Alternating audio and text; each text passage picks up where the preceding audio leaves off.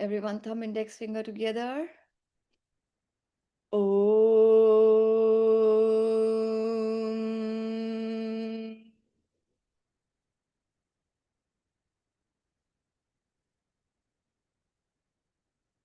Om.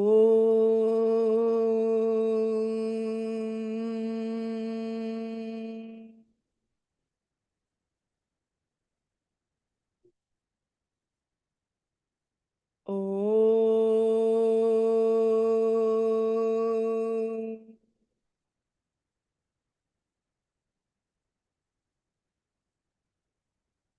Rub your palms together. Shanti, Shanti, Shanti.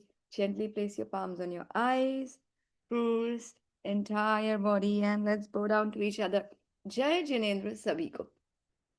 मोक्षमार्गस्य नेतारं भेत्तारं कर्मभूभृतां ज्ञातारं विश्वतत्त्वानां वन्दे तद्गुणलब्धये. Vande Tadgunalabdhaya means, may I attain gunas qualities. May I attain those qualities of whom? Of the leaders of the moksha marg who have destroyed the mountains of the karmas, and the ones who know everything, the ones who are omniscients. May I bow down to them. Is there any other reason we bow down to our Panchaparmeshtis? Any other wishes that we have to fulfill from the five Parmeshtis? Yes, Zoe? Bolo beta. We want to be like them. Just because we want to be like them. Anyone who wants more riches, more name, more fame, more marks, more success? That's not why we bow down to them, isn't it? You'll get that anyways as a part of punya. But the reason we bow down to them is simply because we want to become just like them. That's why they are our idols. So, we were just talking about Shruta Panchami. So, what does the word Shruta mean? Shruta means knowledge which has been passed. Shrut also means hearing. So, knowledge that has just been passed down orally from one person to the other. Now, here goes the history of Shruta Panchami. Does anyone here know the history? Why do we celebrate Shruta Panchami? Have you all ever read it, seen a video? No? All right. Let me take you all through it. So, about how many years ago did Mahavir Swami attain moksha? Any idea? About 1,000, 2,000, 10,000? About 2,500 plus years ago. Okay, Mahavir Swami attained moksha. The day Mahavir Swami attained moksha, who attained Keval Gyan the same evening? Come on, we know this. Gautam Swami, isn't it? Right? God, so Mahavir Swami goes to moksha in the morning. The same evening, Gautam Swami attains Keval Gyan. Now, 12 years after that, when Gautam Swami attains Keval Gyan, attains moksha, when Gautam Swami attains moksha, that's when Sudharma Swami attains Keval Gyan. And many years after that, when Sudharma Swami goes to moksha, Jambu Swami attains Keval Gyan. So they happened in succession to each other. Mahavir Bhagwan, he was the last Tirthankar. And after that, there were three Kevalis. Because they happened in succession, they are called Anubadha Kevalis. What are their names? Gautam Gandhar or Gautam Swami, Sudharmacharya, and Jambu Swami. All right? So we are actually listening to the history of our forefathers because we all belong to their family, right? Do we all belong to Bhagwan Mahavir's family? Yes, we do. Nirvan, Arvi, Anvi, please turn your videos on. It just helps to communicate better, to connect better, rather.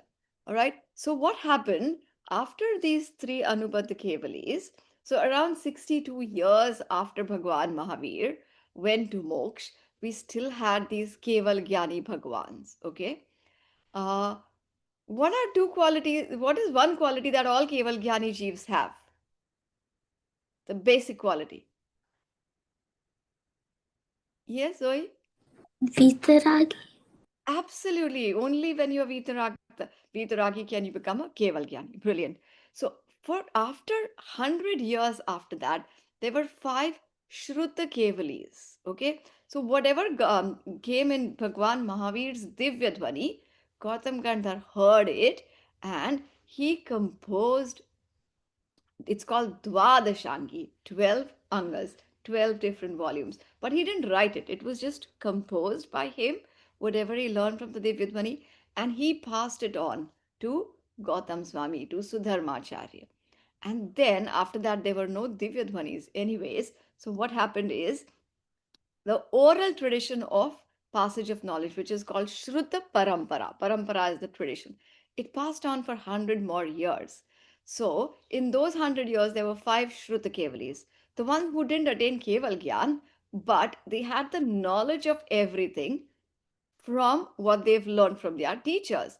So, their names were Vishnu, Nandi, Nandi Mitra, Aparajit, and Bhadrabahu.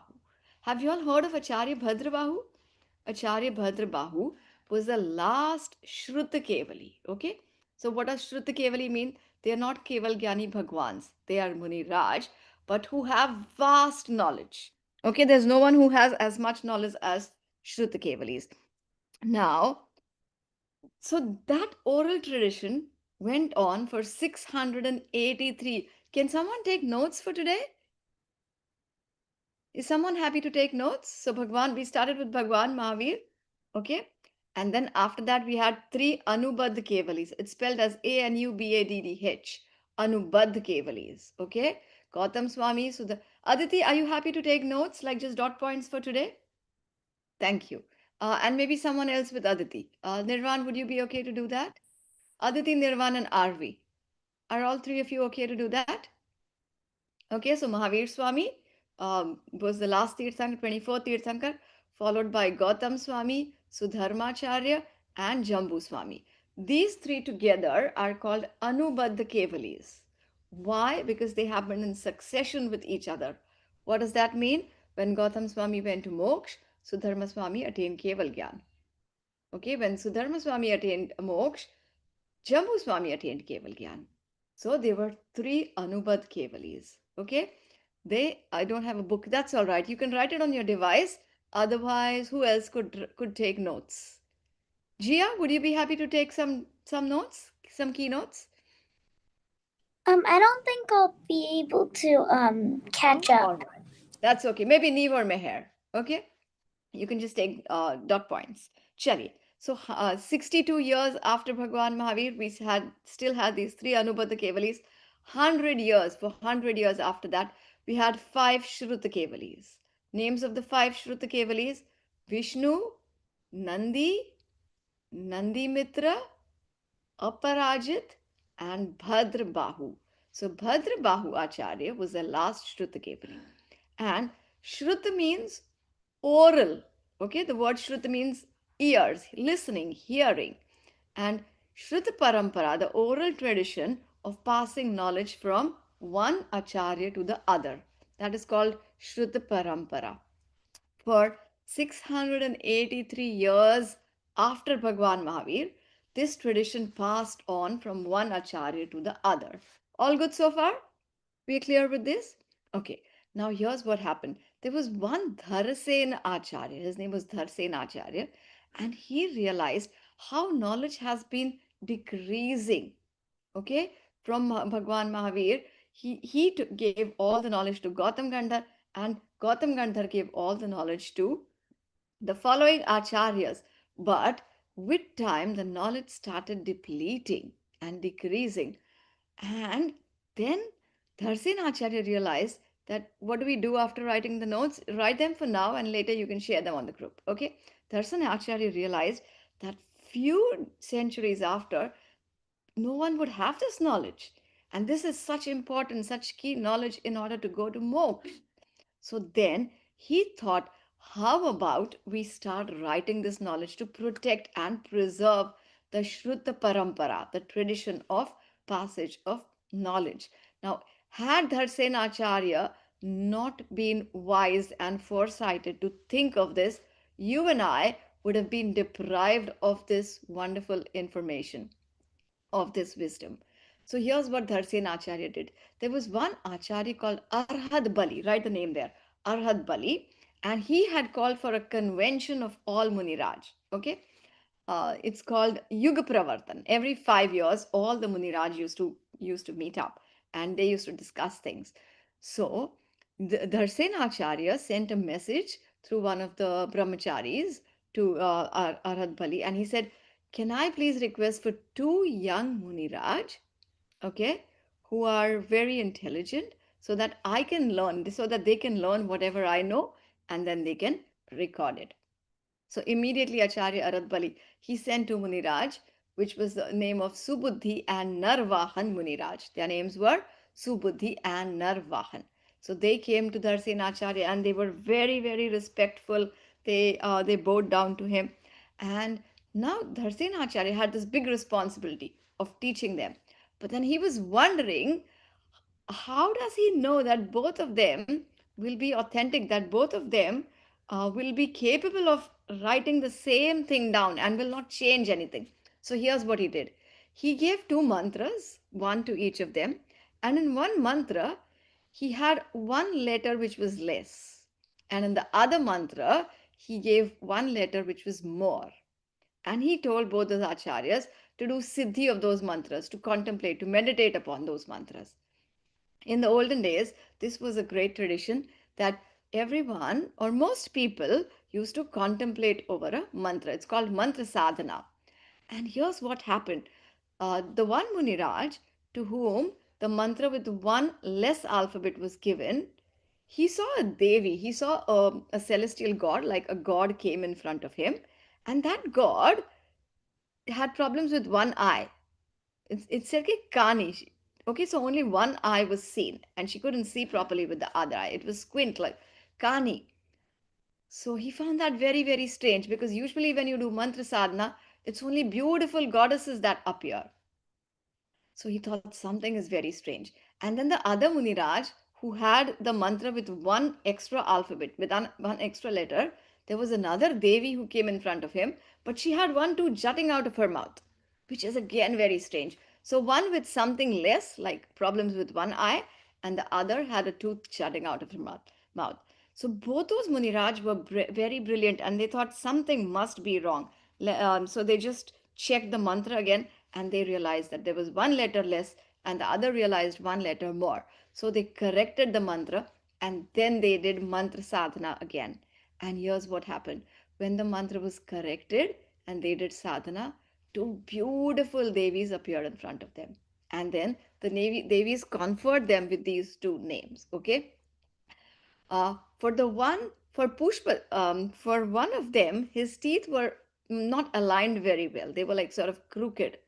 So then the Devi aligned all of his teeth magically, and he was called Pushpadanta. Pushpa is flowers, like pearls, okay, like beautiful flower petals. His teeth were aligned, so he was called Pushpadanta. And the other, the heavenly gods came to do his puja. That's why he was called Bhutabali. Bhutabali Acharya. That's how Subuddhi and Narvahan, they were renamed as Pushpadant and Bhutabali. And then both of them very proudly went to the Dharsen Acharya and said, Acharya Shri, we've corrected these mantras. And Dharsen Acharya was very, very happy. He knew that they both were super duper capable. And then he started teaching them everything that he knew. All right. And he was getting very old. After he taught them, he told both of them, you go towards Girnar and you write the Shastras, and I just want to do Samadhi Maran. I want to do Salekana here. So then both of them left Dharsen Acharya and they started writing.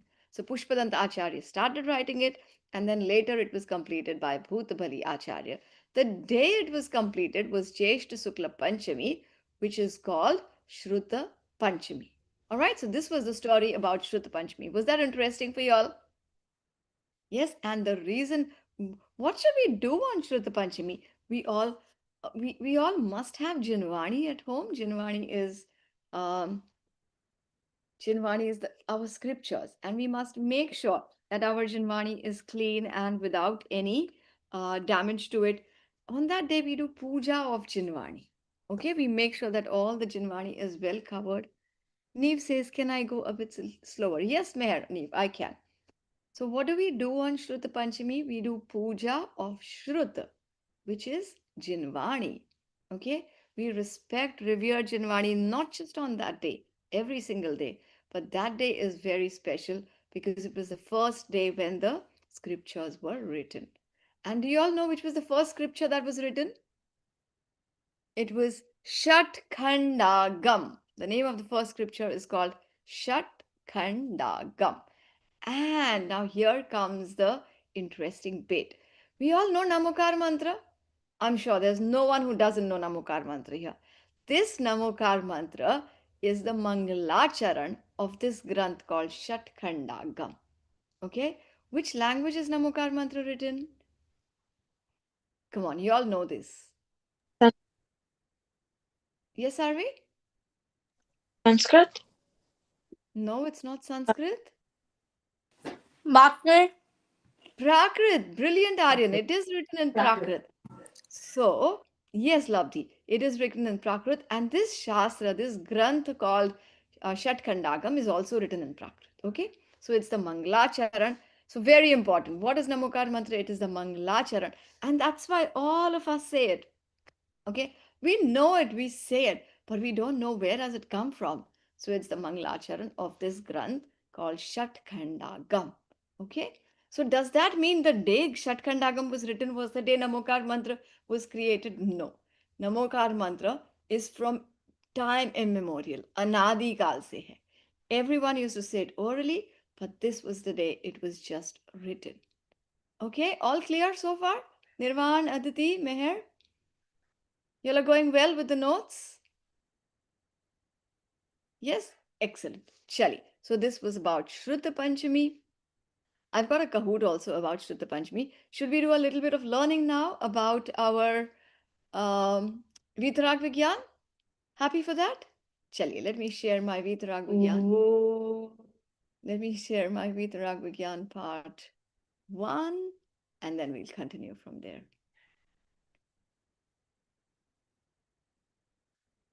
Chali. Can you all see my screen?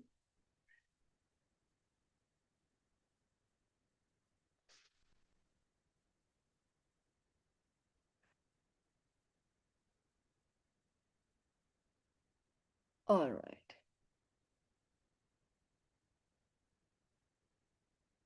Shali. We always start with a few lines of Devastuti. Sakala Gyeya Gyayak Tadapi Nijananda Rasaleen Sojinendra Jayavantanit Arirajaraha Savihin. So, Sakala Gyeya Gyayak. So, Gyayak is there, knowers of everything. So, omniscience.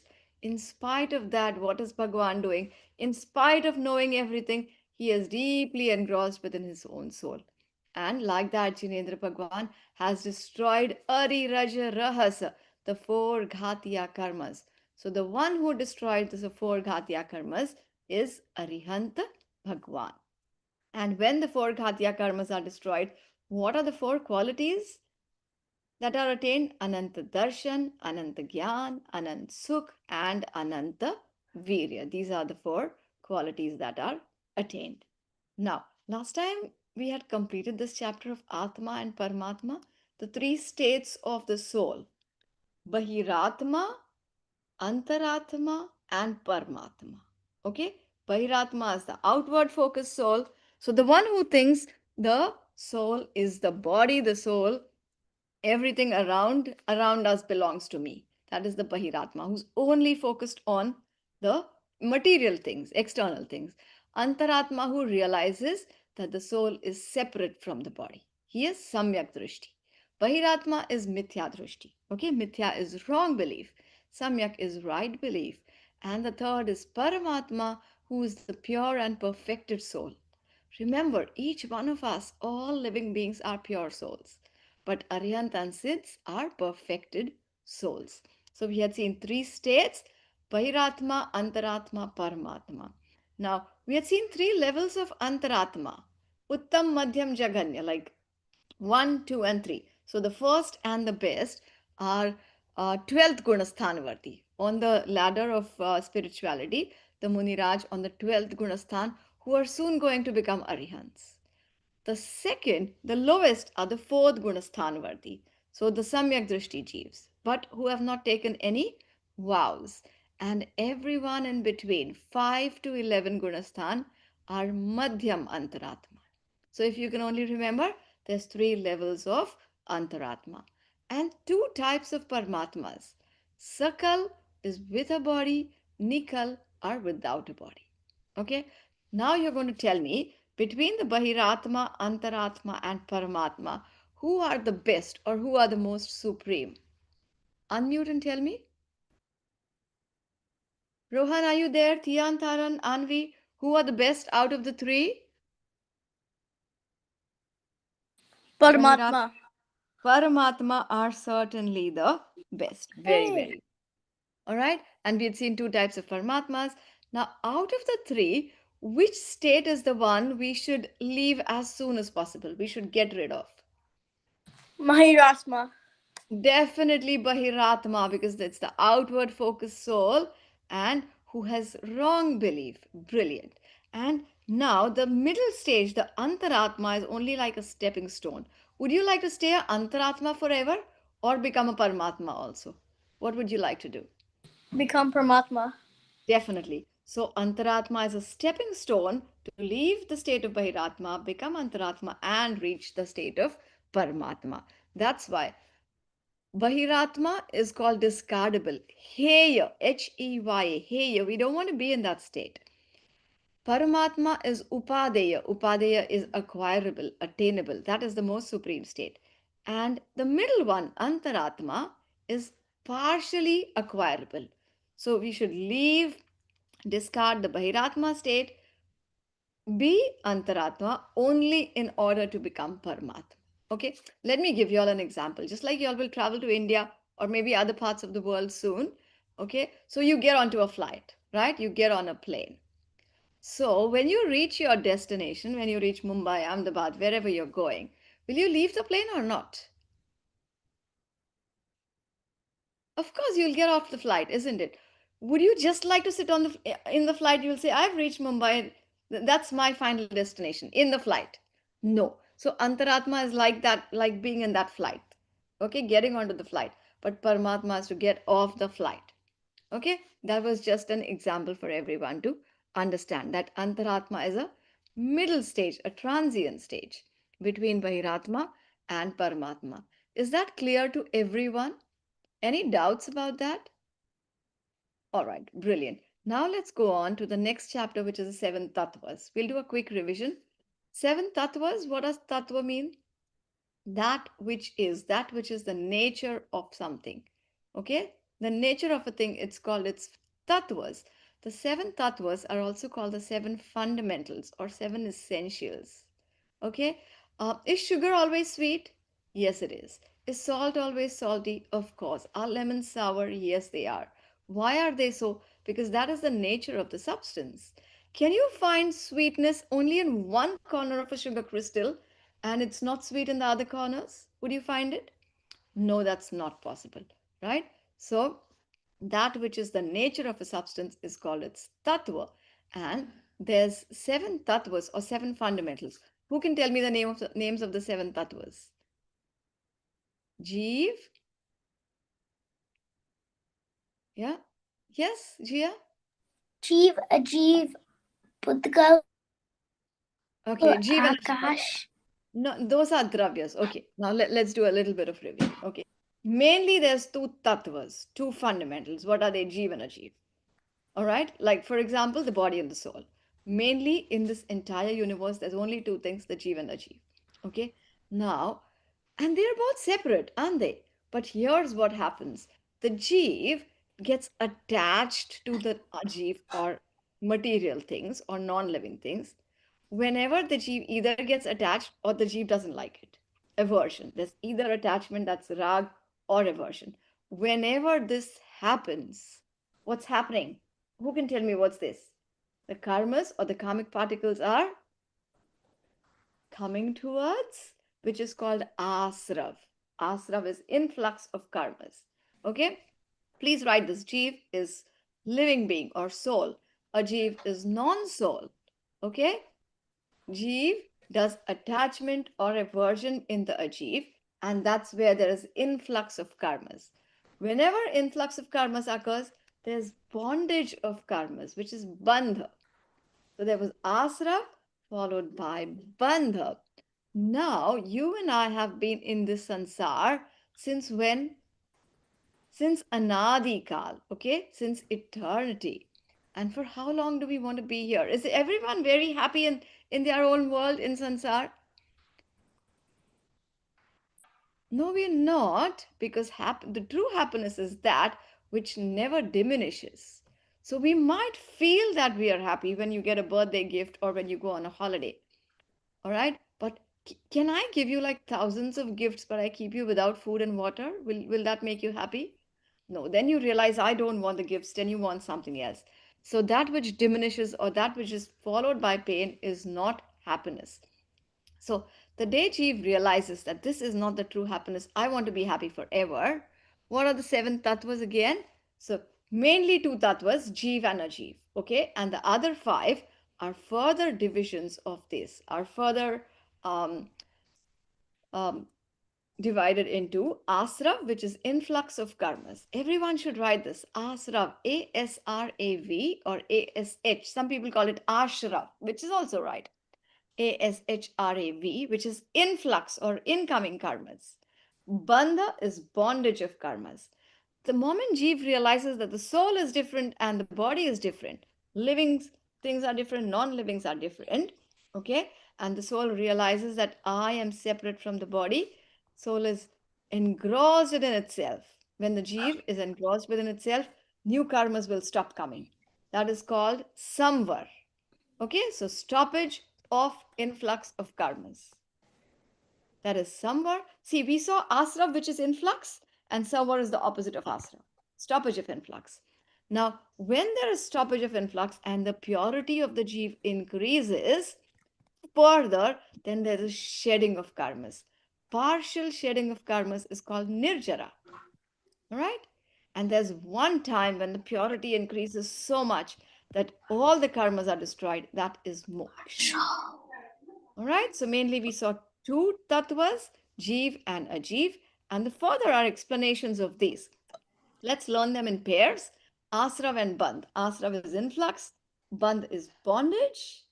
Okay, opposite of Asrav and Bandh is Samvar. Opposite of Asrav is Samvar, stoppage of the influx. Opposite of Bandh is Nirjara, where the karmas are becoming weak and they are being shed. And when all the karmas are shed, that is moksha. Is that interesting for y'all? Are we are each one of us here interested in going to moksha? Yes, we are. Okay? So if you learn these in pairs, it's easy to understand Jeev and Ajeev, okay? Then followed by Asrav and Bandh, Samvar Nirjara, and the final destination is moksha. Remember, the opposite of Asrav is Samvar, the opposite of Bandh is Nirjara, and the opposite of Jeev is, of course, Ajeev. All right, so we've learned about the seven tattvas today. Okay, Neil, are you taking any notes? Neil, are you remembering what I'm saying? Neil and Rohan? Yes? Chali. That is interesting. So that's what we learn in the seven tattvas. Now, out of the seven tattvas, tell me, uh, Jeev, we must take refuge in the Jeev, which is the pure soul. Okay? How can we go to moksha? Which are the tattvas that are not good for us? We should not follow them. They, they're not they're not serving us any purpose on moksha marg. Asrav and Bandh. You don't want new karmas. We already have like millions and zillions of karmas bonded. We don't want new karmas. So Asrav and Bandh are discardable. Okay? You don't want them. Asrav and Bandh are discardable. Moksha, that's our final destination. It's Upadeya. Upadeya is acquirable. That's what we want to acquire. Okay? And Samvara and Nirjara, partially acquirable because we we do Samvara and Nirjara, that's the path to go to moksha. And what about Ajeev? It's only knowable. Jeev and Ajeev, it's important to know who the Jeev is and who the Ajeev is. So they're knowable. They're called Gyeya. So I'm introducing you all to three new words today. Heya is discardable. Write this in block letters because we'll get that in many, many different scriptures when we read them. HEYA, hey is discardable. जिसको छोड़ना चाहिए. Like हिंसा, झूठ, चोरी, कुशील, परिग्रह. Okay, the five paps are discardable. Hey. Opposite of heya is upadeya, which is acquirable. Discardable, acquirable, acquirable or attainable. Both are the same. And then we have Gyeya. So Heya, Heya, Upadeya, Upadeya was Upadeya as acquirable, attainable. And then one is called Gyeya, just knowable. It's not doing any harm to us. We can just know. The soul is a knower and a seer. So um, the Ajiv Dravya are knowable. And Jeev is the knower. Jeev knows everything. All right, Aryan, what are you doing? Chaliye, so we learned about the seven tattvas. Was that interest? Yes, Aditi? Bolo beta. What is gay again? Yay is knowable. K-N-O-W. That which can be known. So hey, yay, and upadeya. And I have a question to everyone. Do you think taking notes will be more helpful so that you will remember things better? Yeah. All right. Maybe from next time, what I can do is I can create like a little PowerPoint so that spellings are easy for you, so that you don't have to spend too much time trying to spell things. And will that make life easy for you if you have something on the screen? And then you can make your own notes. Chali. So that was about the seven tattvas. And do y'all want to play the Kahoot now, or should we do one more chapter? I don't want it to be too heavy for y'all. Kahoot Kahoot. or Kahoot, of course, it is Kahoot time. All right, let's do one. And let's do a Kahoot about Shruta Panchami. Should I send the notes in like the chat? On not in the chat here, on the group, so that everyone knows next week what we've completed. Okay, I'll do Arjun, it on both. you don't need to send it, or you want to send it on the chat box so that I can see if Yeah, there's any correction. can you see if there's any corrections? Yeah, I will do that. Sure. Let's do a Kahoot on Shruta Panchami today. Let me go live.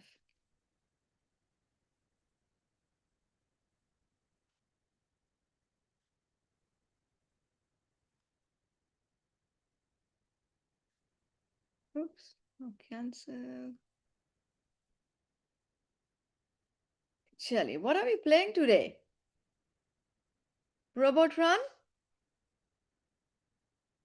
Is everyone okay for Robot Run? Or do you want to go Treasure Trove? What would you prefer? You have to unmute and answer. Let's do the Pass. Robot Run. Okay, let's do the Robot Run. Sorry, I couldn't hear someone else who spoke. Shelly. And log in with the name of any one Jain Agam, any one Jain Shastra that you know. Please log in with the name of any Jain Shastra.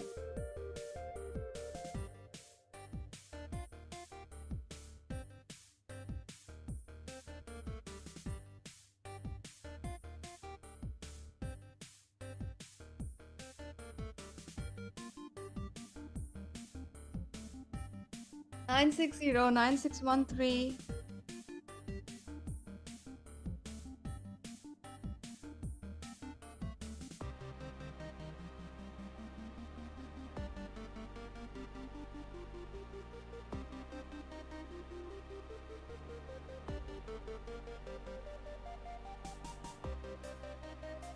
What is that Vipin Jin Shastra? Is that Vipin Ji? Is that what you mean? Like Vipin Ji Shastri? Okay. Do y'all listen? Do y'all hear a lot of his pravachans? They're brilliant. Yes, Shelly. Let us. You all know the tutorial, so let's start.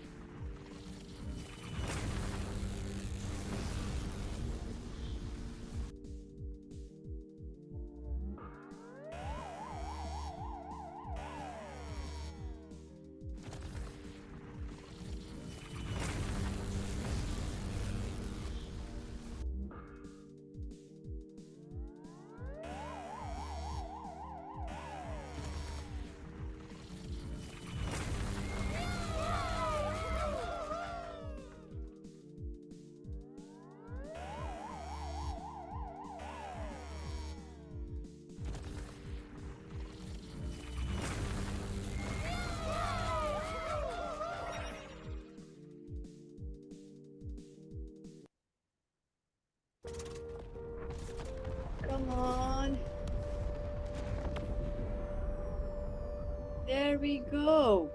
We have our rocket travelers are Anvi, Shatkandagam, and Vipinji. Remember, Vipinji is not the name of any grantha.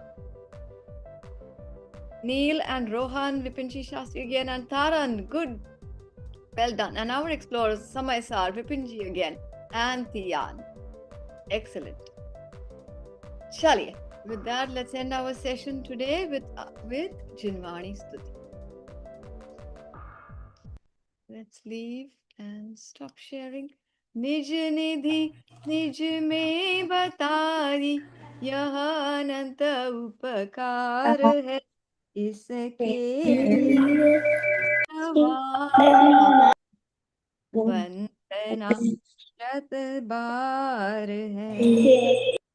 जय Jinendra. Jai Jineendra.